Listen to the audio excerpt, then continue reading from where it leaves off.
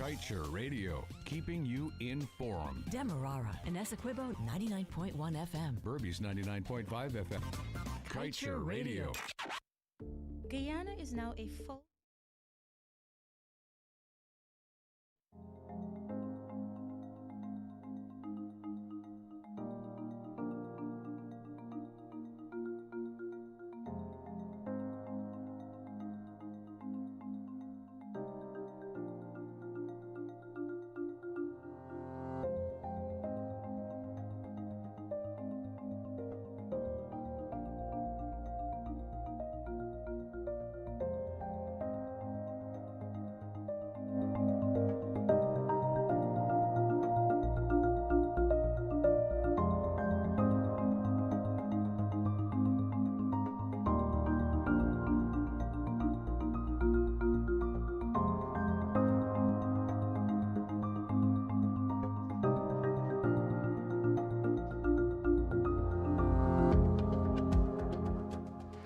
Good evening, ladies and gentlemen, and I should start off first by saying season's greetings.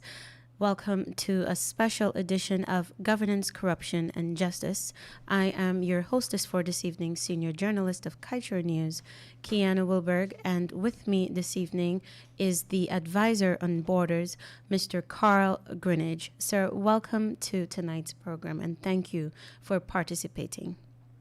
Thank you very much, Ms. Wilburg. I also would like to extend wishes for the season to your audience. It's my pleasure to be able to join you.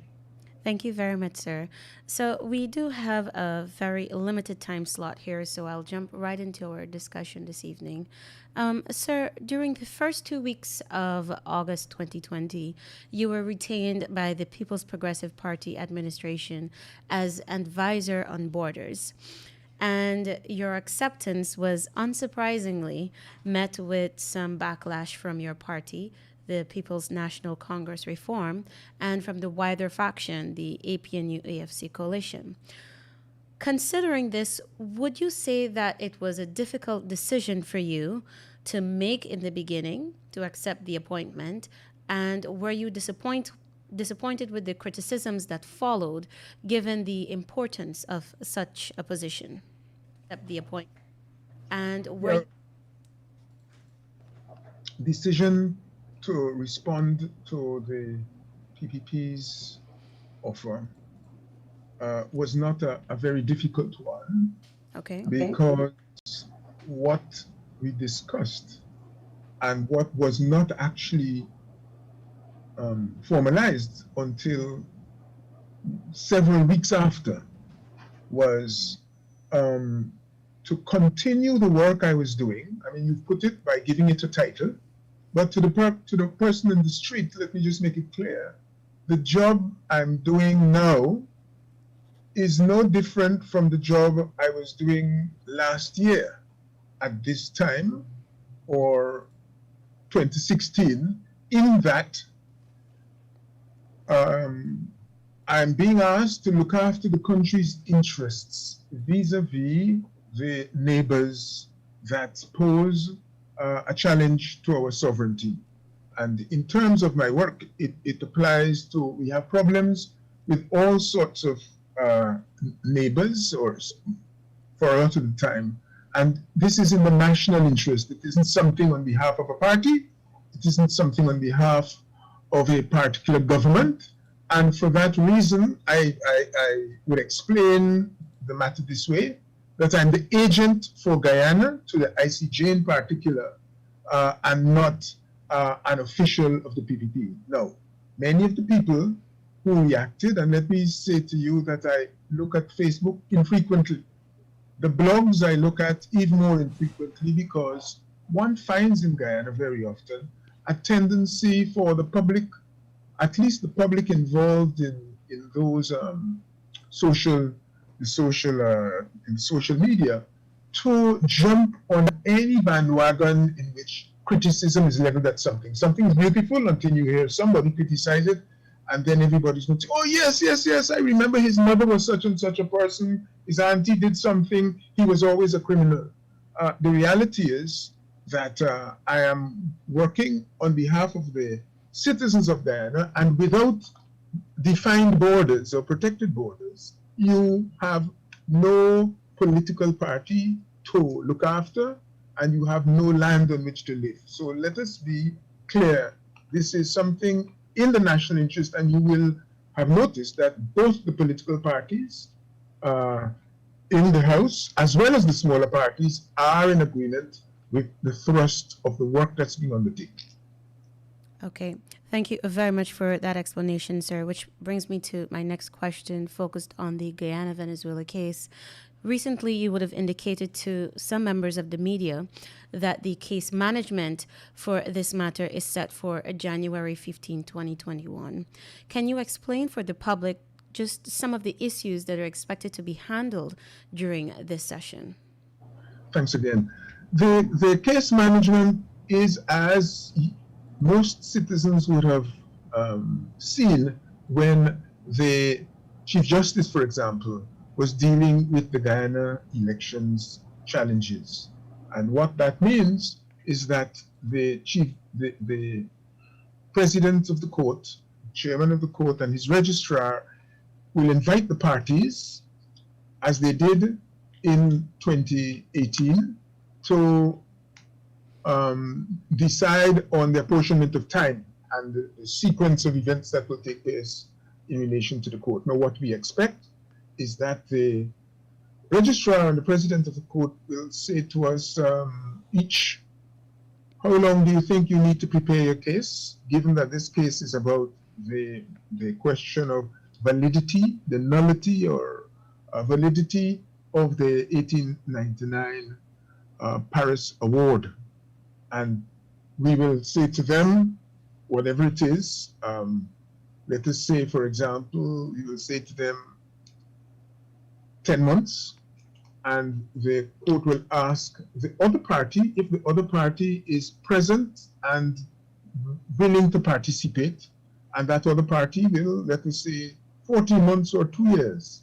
And the court will, reflecting on the issues before it, as things stand, give them a time to which they both have to adhere if they're both participating, and they will be expected to respond within that deadline and in accordance with the directions given by the court, which is that they're dealing with the one issue. We're not going back to jurisdiction or any other issue. I see people adding all sorts of things. They are not in the process of carving up the territory. They are in the process of deciding on validity. And so the court will then go beyond that, and I'm giving you a layman's interpretation, which Much appreciated. Okay, so they will then say, right, Guyana, you will make your presentation, and at the end of, let us say, supposing they arrive at 3 months, at the end of 3 months, the representatives of Venezuela will be expected to make their submission, and at the end of that period, each of the parties may be given an opportunity to represent orally what they want to add to what they've written, or what they believe needs a response to in the opponent's presentation. They may also be called upon by the court to answer questions. So you have individual presentations, okay, one after the other, then question or oral arguments, and subsequent to that, the court will retire and come back with a decision. That's the sequence. That is what is required of the parties, and that's what the court will tell us in essence. There may be some other things I'm not aware of, but on the last occasion, that's how it worked. Venezuela indicated that it would not participate. The court said to them, if you want to participate, you can participate at any point. And I'm sure they will say that again. They can intervene at any point. But they have to respect the deadlines, and whether or not they intervene, the court will take its decision, and the decision will be binding on both parties, because we've arrived there as a result of a process, and that process is binding on both parties. It's not an advisory opinion they're seeking. It is an opinion, it is an authoritative opinion. Now, sir, on that note, there are still some members of our society who are seem to be enveloped by a fear that there are implications regarding Venezuela's abstinence from the sessions that we're seeing from the court. What would you say to quell the fears of some members of our society who are wondering whether there may be implications or not regarding Venezuela's actions and the fact that it does not recognize the court? Well, this again, as I mentioned to you, is a very strange society in its own way. I know people get upset when I say this, but it is a rather peculiar country. When we approached the Secretary General of the UN to say we were dissatisfied with the good offices process, there were a number of people, and I don't want to name any in particular, but one of them was a newspaper saying to us, look, this is wrong, it was foolish to have gone to the court will never agree with you. Venezuela is not a member of the court. Venezuela has signed itself off from any commitment by the court, and you shouldn't have gone there. The SG would never send the matter to the court, but we are there. We are there. So we are accustomed to, in this job, let me say, we are accustomed to the naysayers and the pessimists. So they have a right, and perhaps it's good to keep our feet on the ground. But at this point in time, the reality is this: just as the court decided in the absence of Venezuela that it has jurisdiction, notwithstanding what Venezuela said, the court will trigger the process, and if Venezuela intervenes, and might I say, Venezuela tries to come to the court through the back door by submitting a memorandum which does not conform to the guidelines set by the court, and hope that in sympathy, the court will look at it and say, notwithstanding the fact that they didn't come, we will look at it just to make sure that no important argument by them is missed. And I'm sure they will do that again, at least if they don't arrive. As already we have seen on the website of the ICJ, an NGO, which is, I believe, opposed to the government of Venezuela, current government, which has submitted a document with a whole set of fabricated history and strange allegations. And I have no doubt that we have a lot more of that to see. Okay, thank you very much, sir. I'd like to just go back a bit and to go not too far back, but to the March 2015 election saga. We would have seen Guyana's international reputation suffer some serious blows due to some of the occurrences during that time. Would you say, sir, that a better relationship between the government and the political opposition might be key to helping the country recover from the damage that's been done? And what else do you believe can be done to help Guyana restore its image? Well, of course, improved relations between the two sides, however you divide up the opposition parties, will be important in giving credibility to Guyana's polity. In other words, governments, people look, just as at an individual level, you look at two persons charged with carrying out a function. One of them with making decisions, the other with maybe questioning the decisions and so forth. To the extent that you see that rather than carrying out their respective functions and their joint functions, they spend time wrecking the arrangements, you will have little confidence in them. Whoever may be at fault, it does undermine Guyana's standing, especially where by use of the courts, and let me emphasize this, in my own role at the end of the process, even whilst I was in effect unemployed, carrying a title but unemployed, the international community was drawing to my attention, calling upon me to explain what was going on. I explained where I could, but saying to us, we are looking at the politicization of the judicial system. And to the extent that that is happening, we are unhappy and blah, blah, blah. So people will be looking to see whether the problems that led to the March to August um, hiatus have been removed, whether the parties can sit and solve their problems and solve them without involving the rest of the world, without a process by which the rest of the world is asked to intervene or to assist and then abused in some cases. That is a problem. They would want to see that that has been overcome, that we are mature enough to overcome challenges and problems. And to the extent that we are able to restore the workings of the institutions upon which our political dialogue is supposed to be based, then our own standing as a country will be enhanced.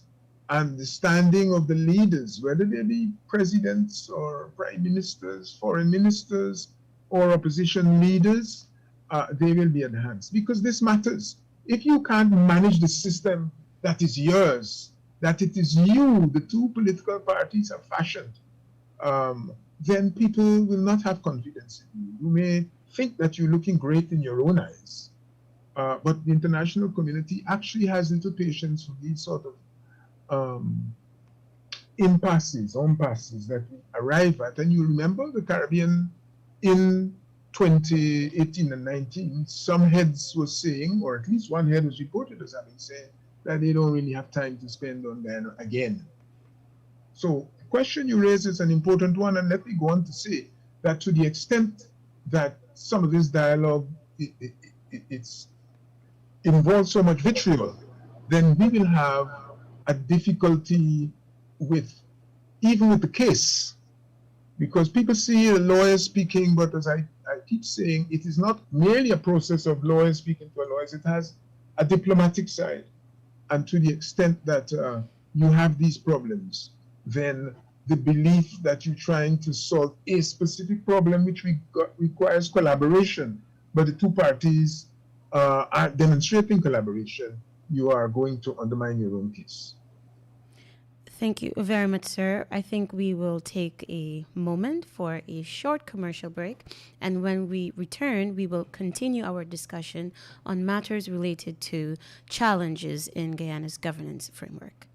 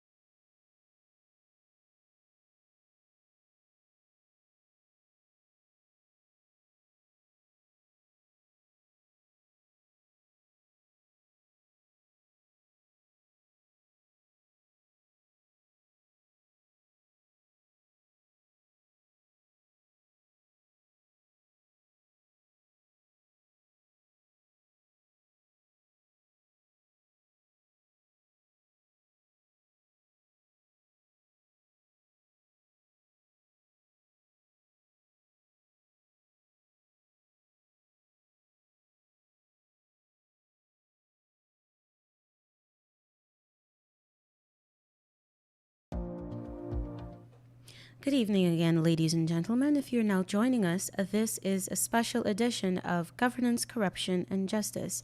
I'm your hostess this evening, senior journalist of Kaieteur News, Kiana Wilburg, and we have the advisor on borders, Mr. Carl Barrington Greenidge. Sir, before we would have departed to our short commercial break, we were having a discussion on Guyana's international image and how the occurrences of the March 2015 election saga would have impacted that our international image to some degree, and how we can begin to start the healing process, whether it is with a conversation with the government and the political opposition, and what else can be done in that regard. Now, continuing on the issue of governance, sir, you would have been part of politics for more than 40 years, and I dare say that you would have made stellar contributions, not only to the political field, but also in economics, agricultural policies, and foreign affairs.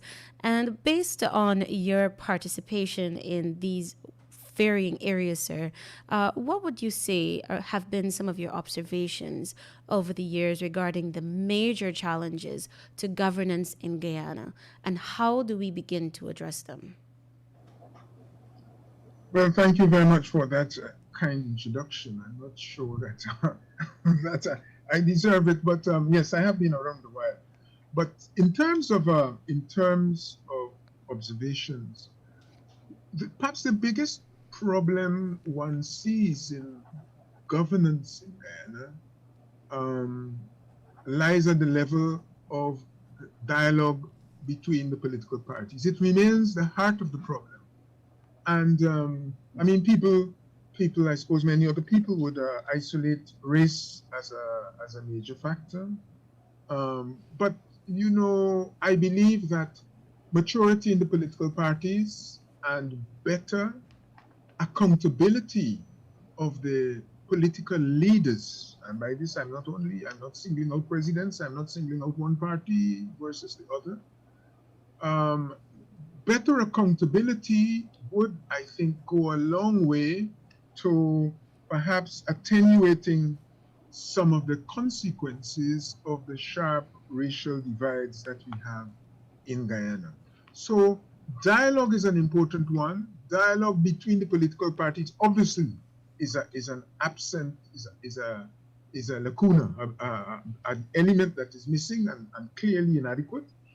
But the dialogue between, and I'm now putting my head out, inviting myself to be beaten up by the leaders of both sides, that dialogue between the leadership of the parties and their members is one of the absent issues, in the sense that we have political parties with a tendency towards, how should I put it? Let me put it as authoritarianism, a tendency towards that, where we have made a decision, sometimes even worse, I have made a decision, and everybody's supposed to jump. That may be fine in certain circumstances, but generally speaking, if you want that to happen, then it is important that you engage your constituency properly. So if you're speaking as the president, you have to ensure that some of the diverse interests within your community are consulted and convinced that what decision you've taken is in their interest. And if you are simply the leader of a political party, you have to ensure that your constituents are heard so that they don't go out there and focus such attention, sometimes with justification, but most of the time without justification, on contentions about the biases in policy. Because if you were to discuss sometimes these things more carefully, it would be a lot easier for the public to understand and not to assume malice or malintent in policy making. And we have very many examples of this, ranging from simple things such as dealing with the chaos that is Georgetown traffic and passes for decent management of a modern society, to when you are dealing with constitutional issues about selecting whether it's a chief justice or someone. These are very important. If the dialogue were properly carried out, I think we would be in a position in which you don't spend 15 or more years with chief justices and the like at the highest levels of the country acting and can't be confirmed. All of this is a reflection of that kind of problem. Now, I see that in the discussion, the public discussion on the questions of governance, you will of course see corruption appearing, and this is undoubtedly a major factor, a major issue. It has indeed reached levels that I don't think many of us could have imagined they would reach today. When I look at the early history of Guyana's immediate pre-independence dialogue, you will see, for example, Dr. Dragon attacking the British for allowing the contracts associated with the canal's polder construction. These are drainage and irrigation schemes on the other side of the river, Demerara River. Canals number 1, number 2 polders, DNI schemes.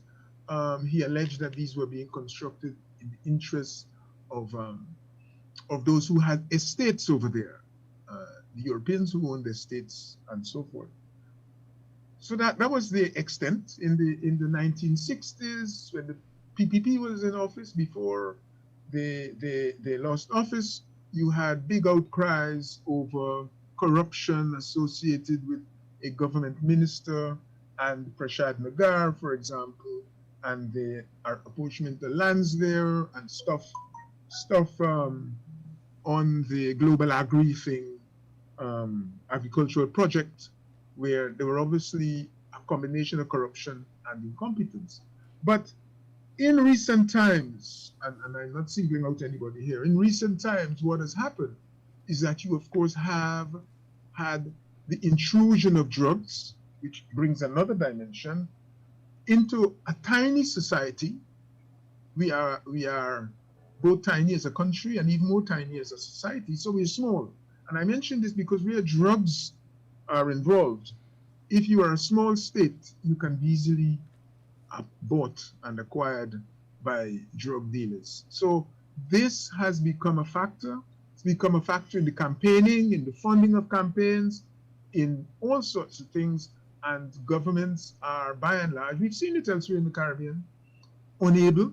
St. Kitts, for example, they had to bring in foreign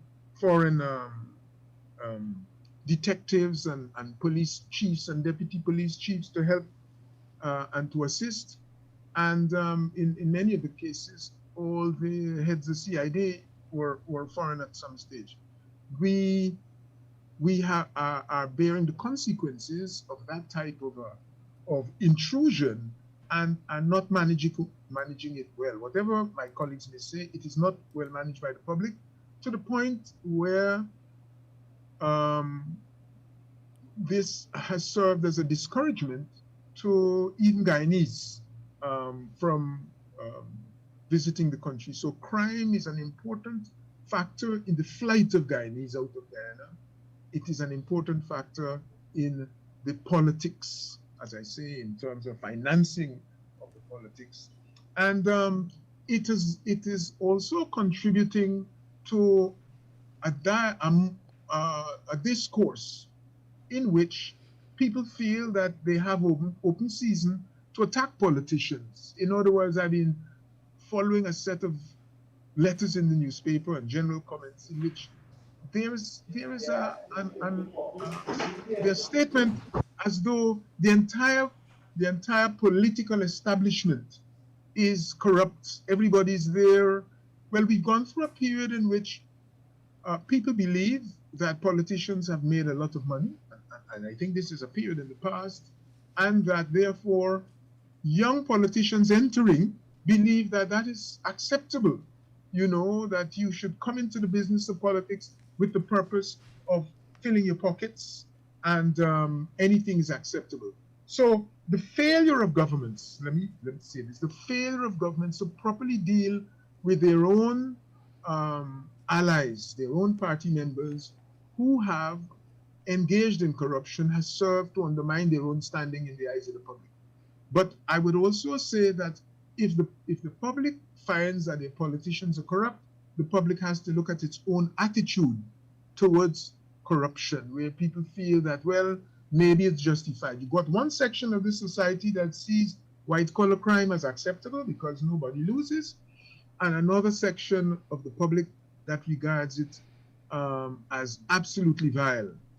So there's a cultural element to this in which crime in some measure is condoned by our elements of our community, and people now, because of the attacks on elements of the community, it has become politicized. So people commit crimes obvious to the public, even beyond the normal ethical issues, and they are not sanctioned by political leaders. And instead of doing that, political leaders convert it into a political issue. So these are, I think, our main problems. I mean, there are other issues, but I think these are among some of the more contentious ones, and ones on which perhaps other colleagues will not say much on. They will find other things to talk about. But that, for me, these are, for me, amongst the most important of the issues we see in governance in Guyana. And the result is, with lack of sanctions, with lack of action against wrongdoers, you have consequences. Mr. Greenidge, I'd like to make an input into part of your commentary. You spoke about the cultural attitudes towards corruption. And in doing so, you noted that perhaps the public may also be at fault for the way it responds to acts of corruption. But from where I sit, Mr. Greenidge, I believe the public has reached a point where it feels as though, well, and I would not venture to speak for everyone in the Guyanese society, but there are some members who do feel as though, based on the government's actions, the government of the day, whoever they may be, there isn't any genuine political will to arrest grand corruption, because there are many efforts at getting the small man who probably stole a hand purse, or he got caught with some small amount of drugs. But then when you look at the Auditor General's reports that speaks to billions or millions of dollars in transgressions, where vouchers or what's not have not been made available for audit, or monies just went missing without scrutiny, without any proof of what it was spent on, and you have these things occurring over and over and over. Now, that's just one aspect of it, where you don't see any action being taken on what is being published. Now, there is also the other aspect of the institutions that are supposed to be strengthened to go after corruption. And when I say institutions, I'm talking about, for example, the Integrity Commission, which has been saying for years that it is being starved of the necessary funds to ensure that it goes after those individuals who are required to report on their assets and what they've been making, and they've not been doing that. We, apart from the Integrity Commission, we also have our institutions that are supposed to be strengthened to ensure public scrutiny, like the Audit Office, which has also been crying out for the fact that, it's starved for funds. So for me, when you look at that perspective as well, even though the onus is also on the public to protest when it sees these acts of corruption from the political leaders of the day, it makes you also wonder, well, is there really a point in protesting when the politicians who you were expecting to strengthen the institutions to arrest corruption, all you basically get is promises, one promise after the other to do something about it. So how would you deal with that perspective? I'm going to deal with it by perhaps raising a little bit of a hornet's nest here. Sure. You say to me, perhaps the public, I'm saying that perhaps the public is responsible. I'm not saying perhaps at all. I'm saying definitively that the public contributes to this problem, just as the public is not without blame in allowing politicians to use race as a mobilizing factor in this society. You mentioned the Auditor General's report. I was struck by, I think, yesterday's newspaper, or over the weekend, newspaper reports about the very report about the Auditor General complaining about the government not taking any action on the reports that he has prepared. And Yes. the same complaints come up year after year. Yes. I would like the Auditor General to remember, and when you are, now that you're reporting to me, that I was at one stage chairman of the Public Accounts Committee, and that the matters that the newspaper carried today, as though they are sudden and new problems that only arose in 2020 or 2019, I would like to remind you that these are contained in the Auditor General's report 2012, 2010, 2015, complained that recommendations he'd made had not been acted on. So there's a responsibility on the press and the responsibility on the public officials not to make their reports in a manner that will enable them to be politicized, because that then undermines one's ability or even the public's understanding of the issues and the pressure that will come from the public. It isn't today that contracts are being awarded, engineers approve the payment to contractors before the work is completed. It isn't today where the Auditor General has complained, look, I have got a report here, it has 500 recommendations, and the Ministry of Finance has not acted on any of them. Not today. So if you only believe, if the Auditor General in 2020 reports as though history began in 2020, it is going to undermine the public's ability to put pressure on the politicians to deal with the issues over which he is concerned and wants our attention. Let me take you another side just to show you the responsibility of the non-government actors. And forgive me for citing this one, you mentioned the GRA, for example. No, I mentioned the Integrity Commission. Mentioned the Integrity Commission and the institutions that have been strengthened. Yes. Okay? Good. And that is in the context in which I'm raising the GRA. Okay. At some time, I had a long and unhappy exchange with a certain newspaper over the problem of petroleum and the management of our revenues from the petroleum sector.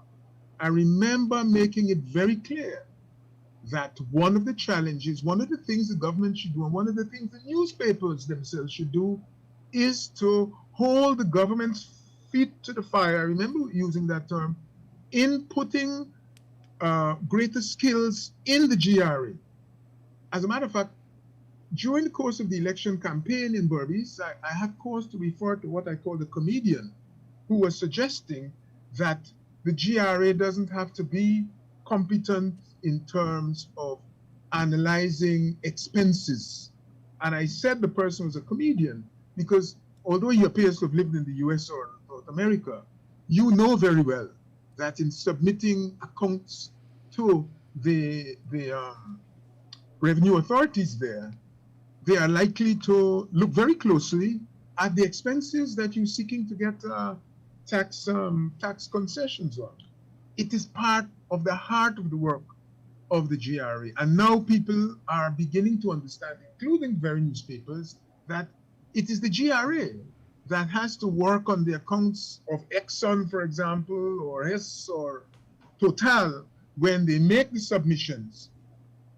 That is the agency that has to analyze those. And even if they use consultants, they themselves have to have a capacity in that regard.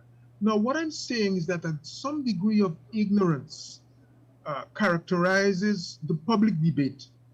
And you have agencies that are self-opinionated when matters are drawn to their attention. If you're not sure or you don't know, you should allow for a dialogue, not turn to abuse, because that is part of the problem of Guyana, that as soon as an entity or an individual finds someone saying something that they're unhappy with, you turn to abuse, and therefore the dialogue is not fruitful. So I make that point to say that the types of strengthening of our institutions to which you make reference are undermined in part by the attitude of the public and the public's voices, as well as by the inadequacies of politicians. So you identify an institution to be reformed, somebody's appointed to the institution with a mandate not to do anything, or who feels that, well, I've been appointed, although I'm not the best person, or what have you, and you don't get the product that you want. There therefore is no silver bullet. We have to address these problems at all the different levels at which they arise. It is not only a problem of politicians. And I'm saying this because, not to protect myself, I started in this business on the public arena as the chief planning officer with major projects, Tapakuma rehabilitation, the construction of MMA, Blackbush rehabilitation, phase 2, took place when I was chief planning officer. That was my responsibility to oversee those projects. And some of the things that you see today did not take place at those times. So things are getting worse, but they're getting worse for a number of reasons. Some of the same political parties were in office at that time. So it is a question also of how the public holds its leaders accountable. I come back to this matter. It's very important. Okay. Thank you very much for that, sir. And because of our time constraint, I will move on to our concluding question, sir. I'd like to know, what are your thoughts on Guyana's future as an oil-producing state? We would have marked our one-year anniversary on December 20th, and there's a lot that is being said about Guyana making the right decisions to ensure it avoids the pitfalls of this resource, the pitfalls that may come along with managing the millions, the massive amount of money that is possibly coming our way. What are your thoughts on Guyana's future as an oil producer, and how our leaders may play a role in ensuring that they keep corruption at bay? Okay, thank you. This is a big one, in the sense that you're asking me to look through, look at the crystal ball and come up with some answers. What I would say to you is, from where I sit, and as an economist, I believe that Guyana's future is bright. It's certainly, and let me deal immediately with those people who clearly are opposed to any petroleum production, pretending that, there's some magic in oil and it is going to kill you because it's black magic. No such thing exists. And whether it is petroleum or gold or diamonds or daffodils or chrysanthemums, any asset or resource that you have which generates a lot of income requires that it be properly managed. So the so-called curses don't arise from the product. They arise from how you manage your business.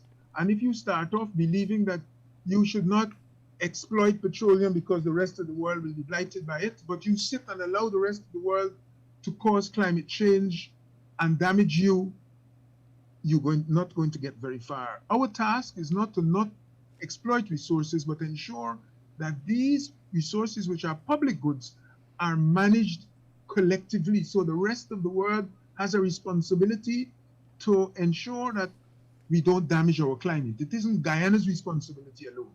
So I don't have much time for those people that bring gloom and doom on us, pretending that they have our interests at heart. But Guyana's future will be bright in terms of the resources available, because without those resources, you are going to be at the bottom of the pile. With the resources, you can do magic. And with the resources, I agree that the resources alone are not going to solve all your problems, but most certainly they are going to put you in a position to be able to solve many of your problems. The first thing that you have to do to realize that bright future is to nurture your human resources.